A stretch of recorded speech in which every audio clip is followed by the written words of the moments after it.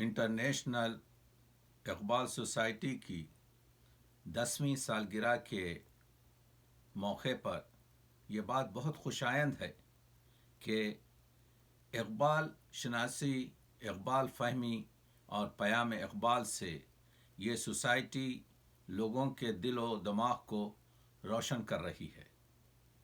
यहाँ कनाडा में इस सोसाइटी के रूह रवां जनाब नोमान बुखारी की सरपरस्ती में उनके अरकान के साथ हर महीना जो मजलिस इकबाल टोरंटो में और पूरे कनाडा के लिए बरगुजार होती है, उससे आलिम और आमी दोनों मुस्तफ़ीद होते हैं।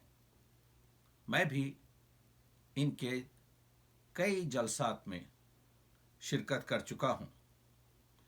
तो आज के इस ग्लोबल विलेज में 21वीं सदी के पुराशो माहौल में पयाम इकबाल की सख्त ज़रूरत है। इस सोसाइटी में इकबाल की फ़िक्र को इकबाल के कलाम से समझाया जाता है। यहाँ इकबाल की शायरी को समझा और समझाया जाता है।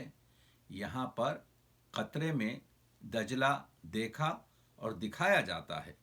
मेरे मुशाहिदे में इस तवील मुद्दत में मैंने कोई ऐसी जवान और पुर एनर्जी इकबाल परस्तों की सोसाइटी नहीं देखी जो पयाम इकबाल की रोशनी से दयार गर्ब में रोशनी फैला रहे हैं। और इसी सोसाइटी ने इस इकबालियात के खूबसूरत, कीमती और संगीन पत्थर को तको तन्हा उठाकर मेहराब इश्क में सजा दिया है। सच है, अल्लामा इकबाल ने कहा था कि दिगर दानाए राज आयत के नायत।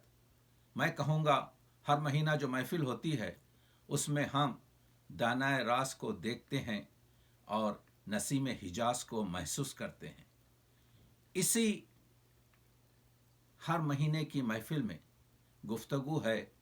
याद है इकबाल ने कहा था, रगों में वो लहू बाकी नहीं है, वो दिल वो आरजू बाकी नहीं है, नमाजो रोज़ा वो कुर्बानियों हज ये सब बाकी है, तू बाकी नहीं है। इंटरनेशनल इकबाल सोसाइटी के ये जलसे इसी तू की को ढूंढने में अपना वक्त सर्फ कर रहे हैं कि हम क्या थे और हमें क्या होना है।